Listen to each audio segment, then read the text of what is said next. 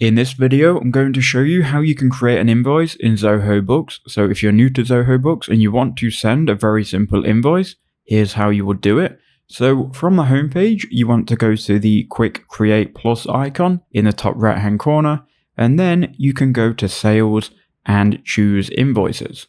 Once you've done that, you may need to accept some terms. You can accept those, and from here, once you've done that, you can then create a new invoice. So first, enter a new customer name. So let's say we want to bill, for example, John Smith, and let's say his company is called John Media. We can also give him a display name as well.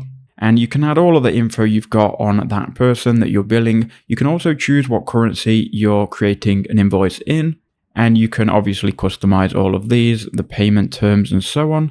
Let's say we want the payment terms to be net 15, and we can then click save. And what we've done here is we've added John Media as a customer. Now we are invoicing them. You can then change the invoice number. Obviously, if this is your first invoice, it's going to be invoice number 1. You've got your invoice date here. You've got your terms of invoice and then the due date that the invoice will be due by. Now you can add a subject here. I think this is if you send it by email, they will then be able to see the subject of the email. I'm just going to put here invoice for consulting. Obviously, you will have a product or a service that you're offering, and you would also write that here. So I'm going to put YouTube management, and then I'll just put one-off. So we know this is a one-off consulting fee. You've got the quantity, you've got the rate here, and you've got if you are offering a discount. So I'm going to say I charge £250 for this, and that's going to update the invoice. You can also add multiple different rows here to add different items. So if you were billing them for more than one thing, you could add that here. Now you can add shipping charges if necessary. And in the terms and conditions, if you just want somebody to be able to bank transfer you locally, I would just enter your bank details here. So I'd put the bank details, the sort code, the account number, and the payment terms here. And people will be able to see that on your invoices, and they should just be able to send it over straight away.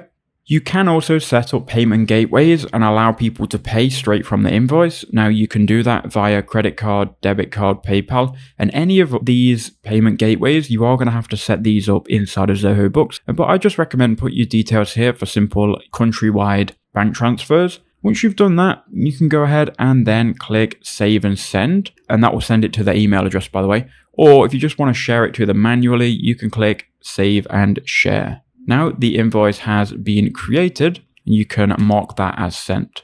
We're going to then generate the link, and you can make this link expire. It's going to expire 90 days from the invoice due date, so that's going to be plenty of time. But then this link here will be able to be sent to the client, or it will probably be sent if you've added their email anyway.